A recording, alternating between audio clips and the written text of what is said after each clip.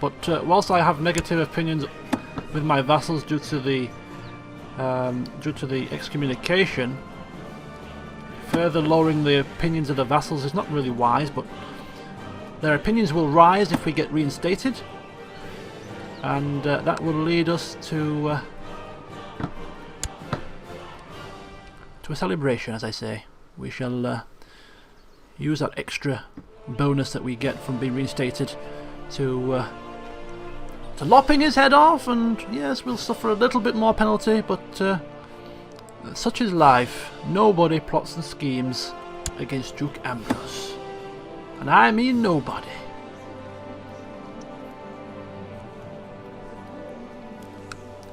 It looks like William's stupidity and slowness was his undoing. Because you've got to be utterly stupid to try and plot against me. Oh, wait a minute. Have we got further wars here? Oxford seems to have fragmented a second time here. Yep, they're now trying to put Rudolph on the throne. Who's Rudolph? It seems they want somebody on the throne. Anybody will do, except King Adam, it seems. So let's just take a quick peek, see if we can ascertain who this Rudolph chap is that they are now trying to put on the throne. I imagine he's some kind of relation.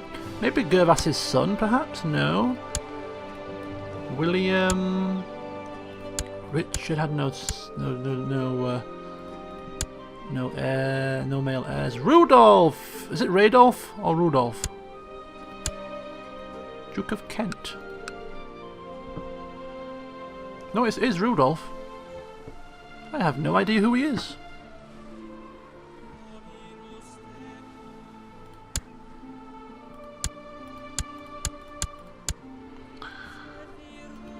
We can actually take a look at the wars here.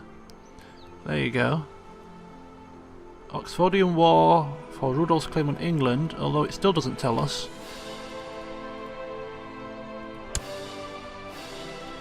Never mind. We shall have to ponder.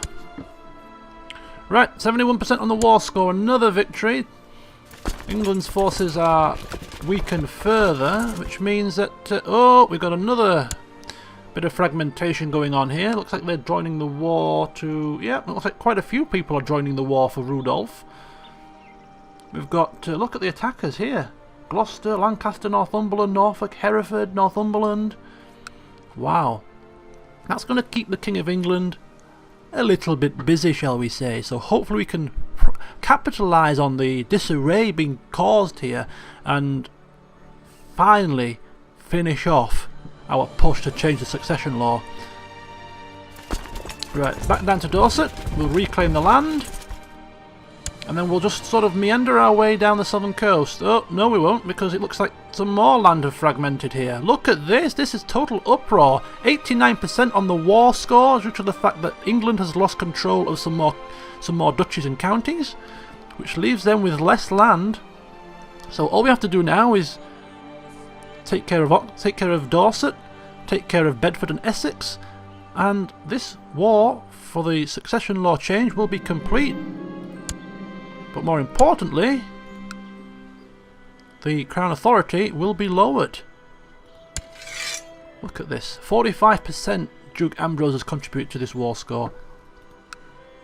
Even in the face of adversity, when he had the tables turned on him, he did not falter. His tactical nous shone through, retreating, recalling some more men, hiring some more mercenaries, and counter-attacking, determined as even though he's maimed, not letting that get him down. No, we still fight on.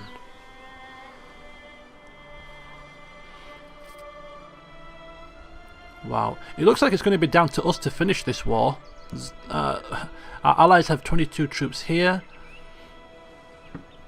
The question remains, can we actually finish this war quicker than Duchess Sibylla's war? Because they have more men and they're actually attacking, assaulting the holdings of England, which is going to be far quicker than us, who are really left starving out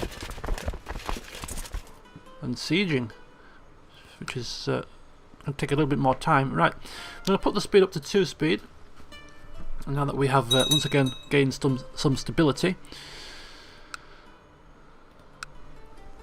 Still waiting for our bishop or our chancellor to increase relations with the Pope so we can be reinstated.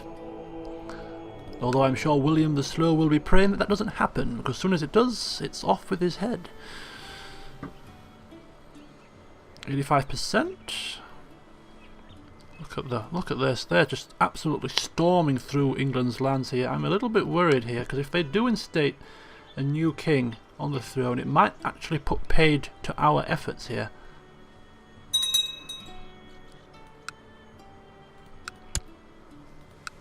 It is not good. Look, there you go. There you go. Look, another assault here. 93%. We're pressing there, and a couple more cities fall here. A bishopric and a city don't have high fort levels, so even sieging shouldn't take too long. So we still might do it.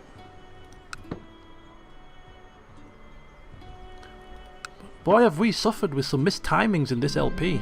Really, we have. Whoa! Yes! We've done it! The seniority succession war has been won by the rebels.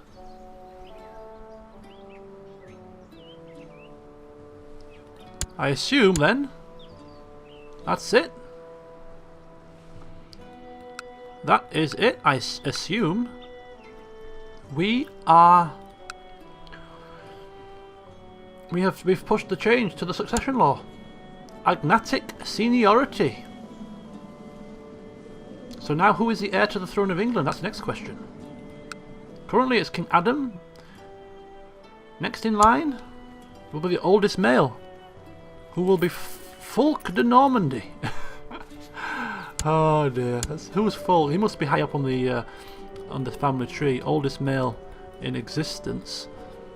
Maybe one of the eldest children's children, maybe? Trying to find the oldest male.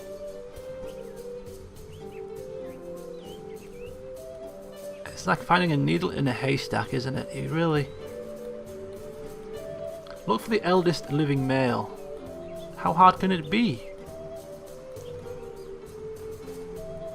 Right, there's one here, King Adam, but he's like 24, so it's not going to be from that line, is it?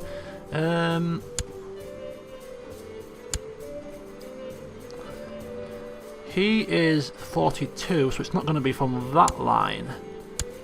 He's dead. Dead. Dead. It's too much for me. They're all dead. You're all bloody dead, man!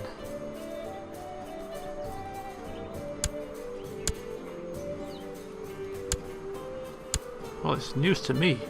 I don't know how to find him. Fulk de Normandy. In fact, if we go to King of England, it should show on the. Anyway, actually, no, I pause it for a particular reason. Ideally, I wanted to join the winning side here, but I can't. It's too late. I'm forced to be sided with the king against my will. I want to join the attackers. Ah, well here's Rudolph. This is who they're trying to put on the throne. And he's not even a House de Normandy fella. This could be the first time in this LP that somebody other than a Normandy is on the throne. Is that right? Oh, that's quite something. If you go to the history of England, as you can see, since the start of the game, it's always been a Norman, a House de Normandy family member on the throne. This could be the first time that actually is not the case. Ooh. Right, anyway. As far as I'm concerned, my troops are going home. They've earned a rest. They have been in the field of battle for some time. So, what is left for us to do is we're just going to sit pretty now and observe as House de Normandy lose their grip on the English throne. And there's nothing we can do about it. As if we would anyway, to be brutally honest with you. Who is this? Ah, of course, we are now sided with the king, so all of these people are classed as our enemies, but in reality, they're not really.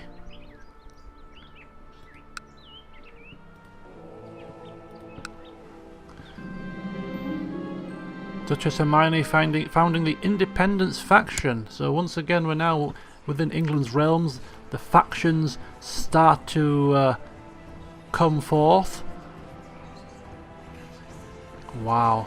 If we join this faction, there would be enough strength for us to push it through. But do we want independence? Of course, Normandy is going to be ours to control with George II. Do we want to be independent? Not particularly. I don't think we're quite powerful enough just yet. If we capture the entirety of Ireland, I'd change my mind, but not quite yet. And once again, peace has been restored in terms of our lands. We might start to fabricate claims again.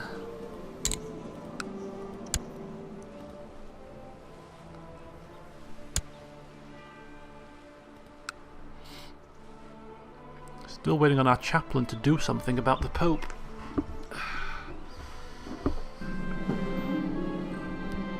And now Duke Armand I is getting a bit restless, wants to put himself on the throne. Well, a little bit cocky maybe.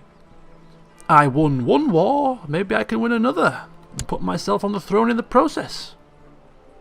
A reasonable assumption, one feels, especially if, say, Hermione joins your cause. You might have a case. But I wouldn't do it just yet, because this current war is well in the favour of Duchess Sibylla. And, oh, man. Man.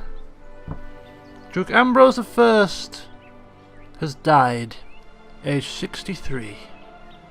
He died in a battle against Duke Radolf I of Kent.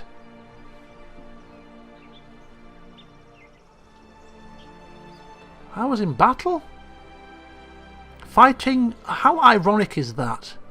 I was having fought against the king to change the succession law. Once the succession law was changed, I was forced to then fight for the king, and fighting for the king I died. Did I actually die because I was fighting against Duke Radolf I? Or perhaps maybe some treachery was at hand whilst we slept in the tents on the field of battle, whilst we were besieging some lands. Maybe some of the king's supporters, feeling that we were the spearhead behind changing the succession law, slipped some poison into our morning breakfast, so that when we woke, eating in preparation for the day's affairs, suddenly found ourselves slipping away. Well, or maybe he did actually just die in the field of battle. But I think it will be far better for us to think of it as a scheming plot by the King Adam. Anyway, I think it's a suitable place to end this session. So, we have a new ruler. All hail Duke George II. With a new Duke comes new direction.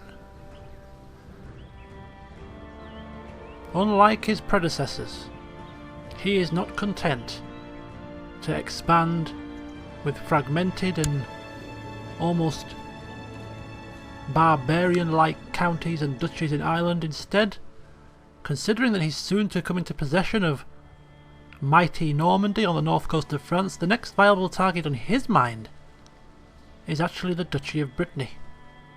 So his first order of the day is going to be enlisting the help of the most skillful chancellor he can find, and then he's going to set him to work trying to fabricate a claim on the entirety of the Duchy of Brittany in one fell swoop. He also has a smaller domain size limit than his predecessors, and therefore he also has to consider divvying up some of his land to his sons or other family members or courtiers in order to be able to manage his land effectively. That is just two things that he is going to set down for his new reign. What I'm going to do is I'm going to upload the game save at the end of today's session, and I'm going to include a link of the game save in the description. So should you wish to import the game save into your own games in order to take a look at the current situation in more detail and thus provide me with potential ideas for the future, you can do so. Join me next time and we shall commence the reign of Duke George II and see how that pans out. So join me then. See you soon.